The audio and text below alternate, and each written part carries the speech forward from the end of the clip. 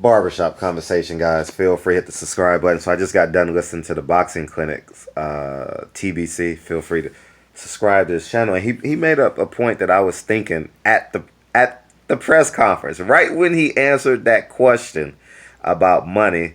I'll fight Earl Spence. The money gotta be right. It immediately took me back to February when I covered Brandon Rios.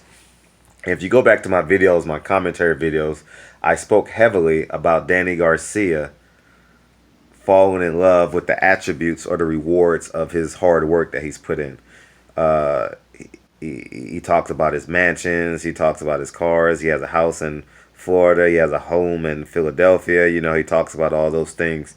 And um, this fight, the title of this fight is Passion versus Profit. And it's just um, imperative, and CJ mentioned this too, which is he made this point, which I'm getting goosebumps right now, which will push my prediction video in the favor of Shawn Porter. But I'm gonna tell you guys after the weigh-in. Shawn Porter has a style that will make you quit.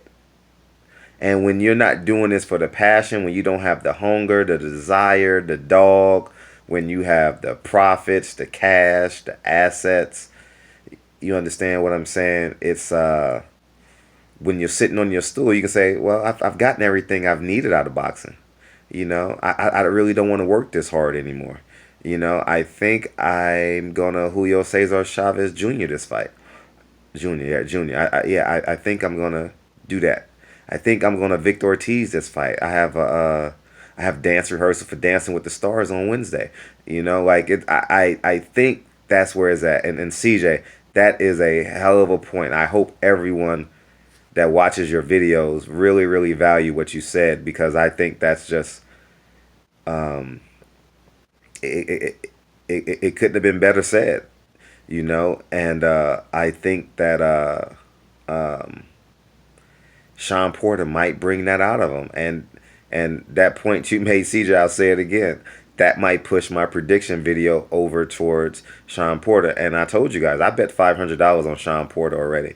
So um, it's I got great odds in Vegas, and I see it as a great business venture. I don't even see it as a boxing match. I see it as an opportunistic business move where I can get 60% return on my income. I don't care. Me me loving, literally loving Shawn has nothing to do with the bet that I made. If Danny Garcia was fighting um, Manny Pacquiao, I think he would go on the underdog, a slight underdog to Manny Pacquiao, right? I would bet Danny Garcia that fight. Plus, if I can get the yeah, I would make the same bet. You know, that is a great underdog. That is a that's a great fight. Assuming he fought him now after Danny's second loss, I wouldn't trust Danny Garcia if he loses. You know, like I think that he'll be a different man if he loses for a second time. You know, so but anyways, man, CJ, I thought that was great. We got the weigh in tomorrow, guys. Again, I say any questions you guys have. Um, uh, any questions you guys have, hit my DM. I get my DMs instantly. Your comments, I'm getting a lot of comments now, guys, because it's fight week.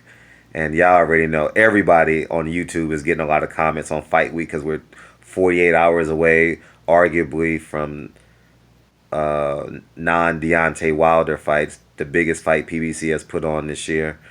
And I can see by who's scheduled to check in, the hotel, who's scheduled to check in. So it's going to be amazing. It's going to be an amazing event starting with Friday night. We have a dinner or something Friday night. Hopefully people will come. We'll go there. Should be fun. But anyways, man, I just want to reach out and touch you guys. CJ, appreciate you reminding me of that point about that and the topic of this, because again, I'll say it again, I'm being repetitive. When he said that, I immediately went back to February, Brandon Rios. And when you look at Danny Garcia, you see the jury, but that's his swag too. He's always had that kind of bravado. He's always had that I grew up in the Bronx type of swag. You understand what I'm saying? If those of you like, the Bronx is like the hub of blacks and Dominicans and Puerto Ricans relationship. That's like the hub of it. You understand? Well, when I lived there, like we got along. They were black. Like at the end of the day, the Puerto Ricans that I grew up with in New York, they were black. They acted, they, quote unquote. I don't want to get into the syntax of this of this statement I'm about to say. So stay out the comment section. This is not class 101 on race, okay, and culture. But they talked black, they act black, they dress black, they dated the black girls, and you know what I mean. Like they were just us. And granted, I left New York at 8, but me looking up at my middle school older friends and my high school older friends, you understand what I'm saying?